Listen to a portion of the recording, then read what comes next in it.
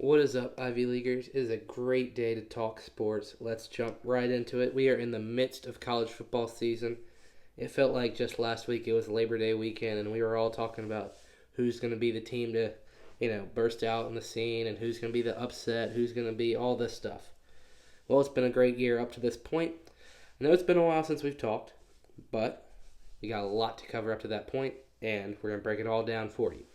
Starting with the past couple of weeks, this week we are releasing the first official college football top 25 poll. The CFB committee is coming in and they're going to give their top 25 teams. So this will be the first official look at who we think, could probably push into the playoffs. Obviously, there's still a lot of football left to play.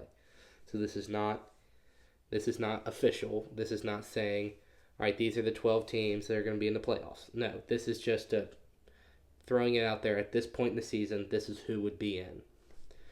All right, so jumping into that, this is who I think. This is my top 10, maybe top 15. I'll see how long I go out of who I think will be those top teams. All right, number one, I think it's safe to say it's going to be Oregon. Oregon has played great football the last really 5-6 weeks. I mean, first couple of weeks they were a little rocky. They almost got upset by Boise State, which would have been huge. So we just didn't really know enough about them, and it was kind of surprising for us, because we all thought Oregon's going to be this crazy powerhouse football team with plenty of offense and a good defense. Now, obviously, they weren't that in the first 3 weeks, but they turned out to be. After beating Ohio State, that was kind of the turning point for this Oregon team. Since that point, they've beaten everybody they've played. They've played really well, really good football. Obviously, they're undefeated, so I think they're that number one seed, number one spot. Number two, though, is where it gets a little interesting because there are some other undefeated teams that we should look at. Some that are in the back of the top 10, but because they have not played as many top opponents as teams like Oregon have or Ohio State. I think at number two, I think they'll put Georgia. And this spot has a lot of speculation because obviously Georgia coming off of a rocky game against Florida, not a very good Florida team either. Um, Georgia only has one loss, that loss being to Alabama. Um, so obviously that's a pretty good loss. It's not like they got upset or something. It's a quality loss, as some would say. And they beat Texas at Texas. They've played really good football, but then they've also played some really bad football. That's just how it's been with Georgia. They've been a wild card this season, really. Same with a lot of other teams as well, but I just don't think we know enough about this Georgia team, so they're clearly not going to be number one. I think they're going to be number two ahead of Ohio State, just because I think they take into account that road win at Texas, because Texas has played some very good football this season. So I think Georgia at number two, and we're going to talk more about this Georgia football team later in this episode because they've got a lot of things they got to figure out. Number three, I think Ohio State. Ohio State has played very good football. Obviously, their one loss to Oregon. They're coming off of a huge win at Penn State, winning 20-13. So that is a huge win for them to really get them back on this path to the playoffs, really. I think the real toss-up of this is going to be who they put at two, whether Ohio State or Georgia, because both of them have a really good quality loss, and they also have some very good quality road wins and wins in general. So I think they're going to rule Georgia over them just because Georgia's been number two for the past couple of weeks, maybe a week or two. I don't know. So I think Ohio State at three, but wouldn't be surprised to see them jump up to two if they do. Now, number four could go a lot of ways. This is kind of where we don't really know. Number four, I think Penn State's gone because they just lost to Ohio State. Not gone, but they dropped back. I think they could put Texas here, although Texas obviously got beat by Georgia, and then have kind of been a little rocky since that loss to Georgia, 2, 3 weeks ago. So that could be interesting. I think you could make a case for Indiana, but they're not going to put Indiana there because Indiana does not have that quality win because they may be undefeated. They've only trailed once this season. They've won most of their games by like 30 plus points. So it's hard for me to sit here and say Indiana's not going to be in the top five. I don't think they're going to be in the top five, though, because, like I said, they don't have that quality win. They don't have that quality big time. We beat Ohio State, we beat Penn State, we beat whoever. So I don't think it's going to be them. I think. See, I'm trying to figure out who the committee, because I'm trying to think like the committee. I'm trying to think, resume. If you look at all that stuff, and it's just too hard to tell. I think they could put Tennessee there if they wanted to. I think they could put, like I said, they could put whoever they want there. But I think for now, let's say they put Tennessee at 4, just because Tennessee has had a very good season up to this point. Other than the loss to Arkansas, they have been very good. Obviously, beating Alabama, which is huge for them. Obviously, a rivalry game. I think Tennessee is going to be a very good team this year. Now, they still have to go to Georgia. They still have a lot of football that they have to win because this SEC race, and this is what I was going to talk about later in the episode, but I think we're just going to jump into it now, kind of push the rankings aside, put the rankings on pause for a second. This SEC race is crazy because you look at it, Texas A&M has one SEC loss. LSU has one SEC loss. Now they have they have one other loss to a non-SEC opponent, but that doesn't matter in the SEC race. So Texas A&M has one SEC loss, LSU has one SEC loss, Georgia has one SEC loss, Tennessee has one SEC loss, Alabama has 2, but they hold the head-to-head over Georgia. Texas has one SEC loss, and those 6 teams, Texas, Alabama, Texas A&M, LSU, Georgia, and Tennessee, all 6 of those teams will play at least one of the other teams at some point this season. So Georgia still has to play Tennessee, Texas still has to play Texas A&M, and Alabama still has to play LSU. So this crazy scenario that we're going to end up with here in the SEC is who's going to make the SEC championship? And if so, who doesn't? Like, how many SEC teams are going to be in this college football playoff? Because right now you could easily put 4, maybe even 5 SEC teams in this playoff. And you could argue 6 if you had to.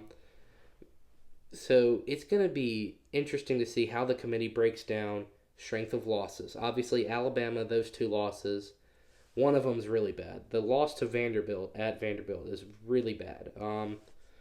That's not a good loss for Alabama. Now, the loss at Tennessee is a quality loss, like I've been talking about in this episode. They were at Tennessee in a crazy rocking environment. They weren't necessarily supposed to win that game. I think they were favored by 2.5 points, but that doesn't really matter coming down to it.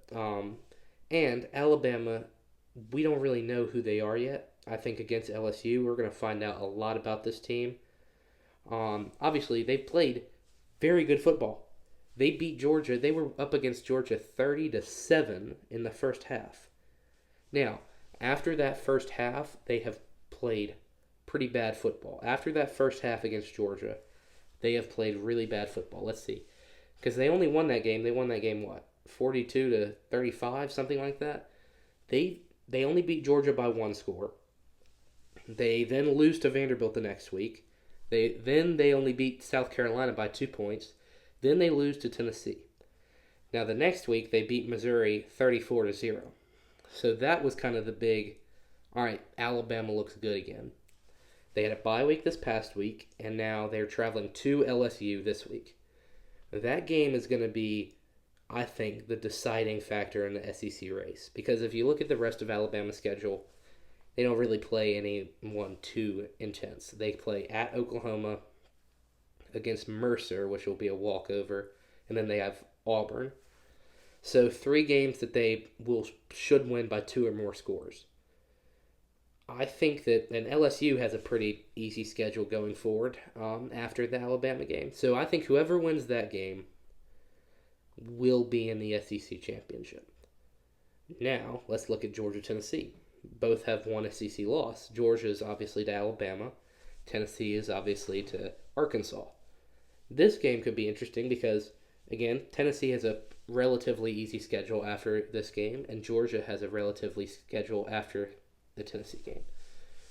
It's just going to be interesting to see how this game plays out in particular, because Georgia's defense, when you think of Georgia, you think defense, because they've had a great defense for the past 5, 6, 7 years. It hasn't been quite that this year. It's been good at times. They've been able to shut certain teams down, especially in the second half.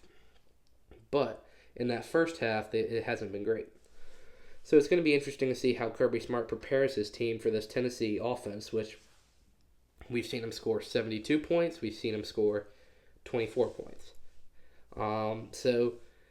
We've just got to see how this Georgia defense attacks Tennessee's offense in that game.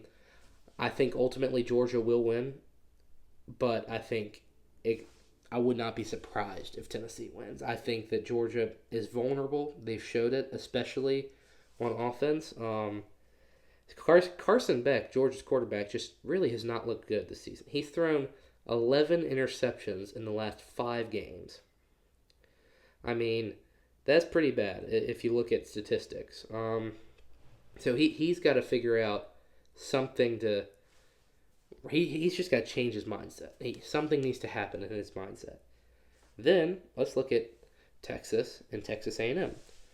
Texas A&M beat LSU in a huge matchup 2 weeks ago. And then, last week, they lose to South Carolina. They get blown out by South Carolina also. They did not just lose. They got blown out. So... now Texas A&M has one SEC loss, and Texas has one SEC loss to Georgia. And they did not look good in that game either. They got blown out by Georgia pretty much. And then they almost lost to Vandy 2 weeks ago. So, obviously, and now this will be the last game of the season, I'm pretty sure, of the regular season for Texas and Texas A&M. This game, first off, is a rivalry game.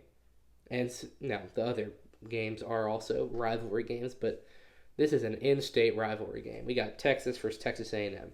Those two teams don't like each other. To be put it simply, they don't like each other. Very much don't. It's the first time this rivalry's been played in a while. So that stadium, and I think it's at A&M. I'm not sure about that though. Whichever stadium is, that stadium's gonna be rocking. I think Texas will come out on top in this matchup purely because I just think that they have a better path. They have a better offense, defense. Not saying Texas A&M has been hot. When they get hot, they're really hard to beat, but they're very inconsistent. And I think Texas has been more consistent. They haven't been completely consistent, but they've been more consistent, and I think that from a prediction standpoint, I'll take Texas. So that leaves the race, hypothetically, let's say all the teams I pick win. That means Texas wins, Georgia wins, and Bama wins. Let's say all those 3 teams win out. That means you got a 1 SEC loss Texas team, 1 SEC loss Georgia team, and a 2-loss SEC Alabama team. That means that Georgia and Texas will play in the SEC championship because they only have 1 SEC loss. It doesn't matter if they lose another non-conference game. And now it'll be a rematch, that meaning that whoever loses that game will then have 2 losses. So I just will be really interested to see how the committee handles a 2-loss Alabama team, a 2-loss runner-up in the SEC championship. Let's say Texas beats Georgia in the SEC championship. A 2-loss Georgia team, 2-loss Alabama team, and a 1-loss Texas team. And then will they put in another SEC team, or will they put in someone else? It's going to be nuts to see how they handle this. I really have no idea how they will, because then whichever conference doesn't get as many teams in the playoffs, going to be pitching a royal fit, and someone's going to get annoyed. Someone's going to leave a conference. Someone's going to do this. Someone's going to do that. It's really shaken up to be quite a crazy, crazy turn of events here in college football. I'm gonna break down a little bit of Alabama, LSU here, because I know I already did a little, but Bama traveling to LSU is, like I said, I think whoever wins this game will clearly be in the playoffs, could possibly make an SEC championship appearance. It's too hard to tell which team will prevail here, because it's at LSU. If you don't know anything about LSU football, their stadium is called Death Valley. Probably the loudest and hardest stadium to play at in all of college sports. But then again, LSU has struggled at times this season. We have seen them falter a lot, especially on defense. Same, though, for Alabama, except it's the other way around. We have seen them exceed on defense at times, but struggle on offense, or we've seen them exceed at offense at times and struggle on defense. So it's going to be really hard to tell who takes this matchup, because obviously LSU has the advantage. LSU's at home. But then again, Alabama probably has the better team here. I think currently Alabama's a 2.5-point favorite, which doesn't mean anything. So what I think the keys to this game are if Jalen Milroe looks comfortable.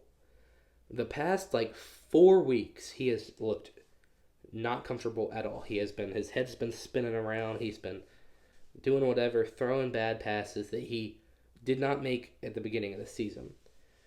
He wouldn't have even thought about making these passes at the beginning of the season.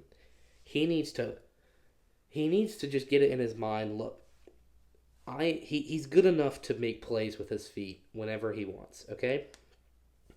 But what usually happens in an Alabama game this season has been Alabama has used Jalen Milroe in the first half with his legs. He has torn apart defenses with his feet. But then in the second half, those defenses find a way to control him and keep him in the pocket, and he's looked crazy.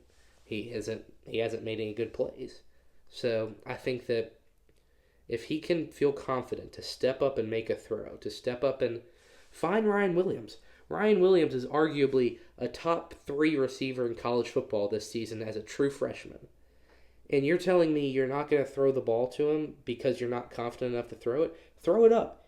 He'll catch it. Throw a 50-50 ball up. He can jump higher than almost any wide receiver I've ever seen. Throw a 50-50 ball up. He'll catch it. I'm not saying it's the smartest throw you're ever going to make, but it's better than taking a sack. It's better than fumbling the football. It's better than throwing a bad pass to a receiver on a shorter route than throwing a 50-50 pass to a wide receiver on a go route. I mean, get the ball to just be confident. I don't understand. And I can't be talking. I know. I have never played quarterback in a D1 college football game. But sometimes you got to just throw the 50-50 ball. I've watched enough college football in my life to know he doesn't look confident. He needs to be confident. LSU's defense has been torn apart this season by various different teams. Against South Carolina, a game that they probably should have lost, they just got absolutely blasted by a quarterback who ran. We saw South Carolina's quarterback run a lot against them earlier this season. But then in the second half, when LSU would control his legs, South Carolina would just throw the ball every single play. And it worked. Now, near the end of the game, some stuff happened and South Carolina ended up losing. But still, they probably should have won that game, and probably would if they had had Alabama's defense and Alabama's sheer talent. So I just think that, I think Alabama wins this game because I think, first off, they've had a bye week to prepare. I think that they have figured something out after the Tennessee loss. I think something clicked. I think they're on a better path now. I think that Alabama wins this game and should make the playoffs. Now, obviously, an upset could happen. We know they lost to Vanderbilt this season. An upset could happen. We don't really know. But I think that Bama wins this game, and I think that Jalen Milroe finally rights the ship. I think he, finally focuses in on the main goal. I think something just flips in his mind, and I think he's going to be a much better player for the rest of the season and hopefully into the playoffs.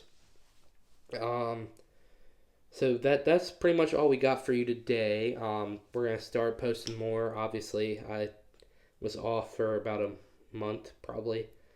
It was very busy. We're gonna get posting more. Obviously, with college football playoffs coming up, NFL is starting to get into the middle of the season. NBA, college basketball starting back up. It's the best time of the year because you got every sports kind of kicking up. So until next time, this is Ivy Taylor signing off.